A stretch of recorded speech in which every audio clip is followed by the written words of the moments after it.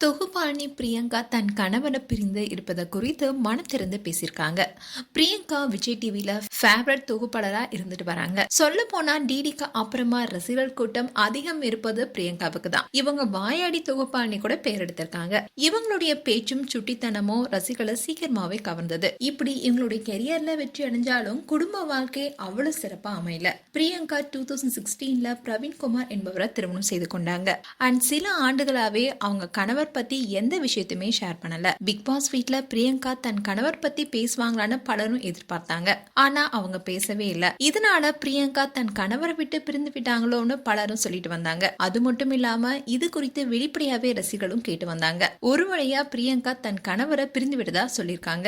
பிரியங்காவை interview பண்ணப்போ அவங்க அம்மா பிரியங்காவுடைய திருமண வாழ்க்கை குறித்து பேசியிருக்காங்க. அதுல பிரியங்கா எனக்கு ஒரு ப்ராமிஸ் பண்ணணும்.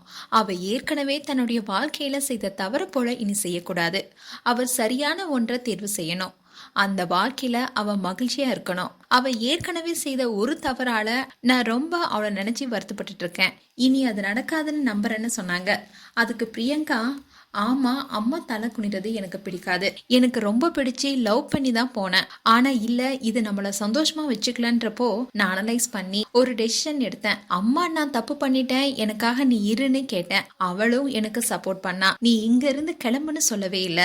எனக்கு ஹீலிங்கா இருந்து இன்னமும் சப்போர்ட் பண்றா, பண்ணுவாங்கங்கிறதுனாலதான் நான் இந்த அளவுக்கு இருக்கேன். அப்புறம் அவங்களுடைய ப்ராமிஸ்க்கு பிரியங்கா, அம்மா நான் ஃபீல் பண்ணா உனக்கு வலிக்கும்னு எனக்கு நல்லாவே தெரியும். நான் ஹாப்பியா இருப்பேன், நீ ஃபீல் பண்ணாத. அப்படி நான் ஃபீல் பண்ணாலும் சிலர் எனக்கு சப்போர்ட்டா இருக்காங்க. அவங்க கிட்ட போய் நான் ஷேர் பண்றேன்னு கண் கலங்கிட்டே சொன்னாங்க. பிரியங்கா ஒரு ஷோல வந்தாங்கன்னா நல்லா ஹாப்பியா துருத்துருன்னு சிரிச்சுக்கிட்டே இருப்பாங்க.